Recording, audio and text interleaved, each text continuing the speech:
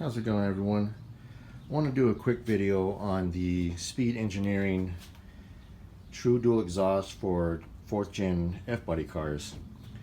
I want to actually go over how to install it correctly, because I found a few YouTube videos and the way they're installing some of the hangers is incorrect.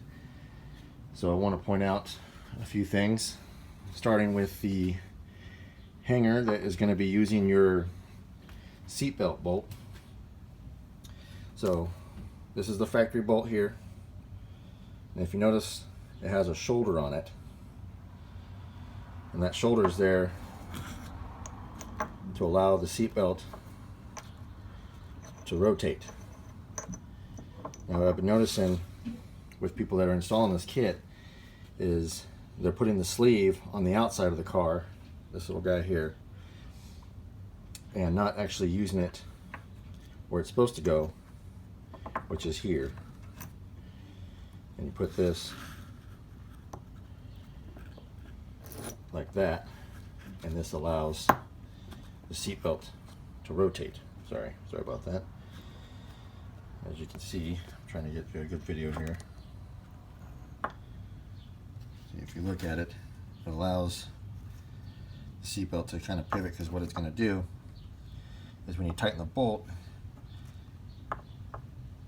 it's going to hit the body here and allow the seatbelt to move.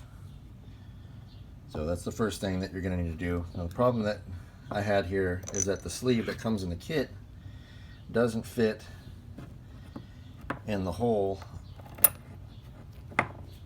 of the seatbelt when you first get the kit. Now, if you notice, if you can see carefully there, there's a stepped lip. That's something that I did on a lathe. I know most people don't have access to a lathe, but that's the original thickness of the sleeve, and as you can see, it doesn't fit. So I cut it down so that it would. The other option is, if you don't have a lathe and you have access to a drill and a unibit, you can open the hole up to a size that will fit and allow the sleeve to fit through. So yeah, let's go. So that's pretty much what you got to do there. You don't have to do it. It's just I'm a stickler for doing things correctly. The next thing I want to point out is at the back of the car where the hangers bolt to the body. Now, just give me a minute here. Pull the old exhaust out.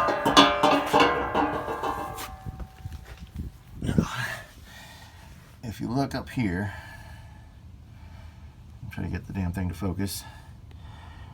If you look at that hanger, the hook is facing away from the fuel tank, so basically heading towards the outside of the car. That's the correct way you're going to want to install these. Now, the issue I saw on the YouTube videos is that they were installing them backwards, so basically the hook was on the inside and it was actually interfering with your heat shield for your fuel tank. And I can confirm this if you go on the Speed Engineering website.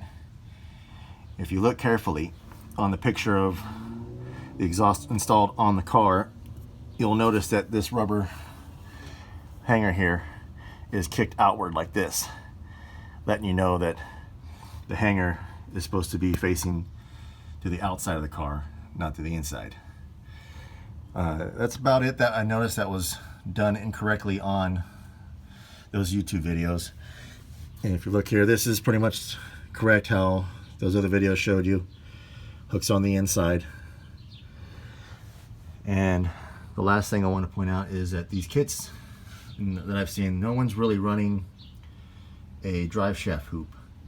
I've yet to finalize the install, but the plan is to space it down roughly at 1/2 inch, because it won't clear this exhaust, even though that it's a BMR cross member drive shaft hoop. It's designed for a true dual exhaust, like say the Cook's kit, but this exhaust, it does not clear. So what I'm planning on doing is I'm actually going to space this downward, hopefully about 1/2 inch should be all I need, and that should give me enough clearance so that these pipes here will fit through without rubbing. Because the issue is if I bolt it straight to the body with no spacers, it pushes the exhaust too far up back here and it hits the body. So we don't want that. So that's pretty much it that I wanted to kind of go over. Other than the install's pretty easy. I haven't finalized all the clamps yet because I wanted to get everything kind of where I wanted to see it all laid out.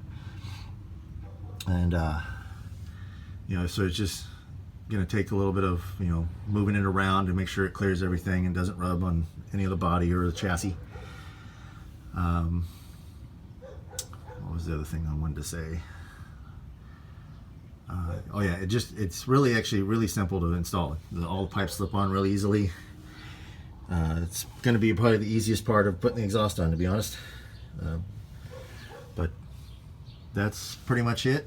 I hope this is helpful. And I'm going to do another video once I have this installed, you know, completed, so you can see what I did in case you're one of those guys out there that has a drive shaft loop like this one. Like I said, it's a BMR drive shaft loop. And that's about it. So hope everyone has a good day. See you later.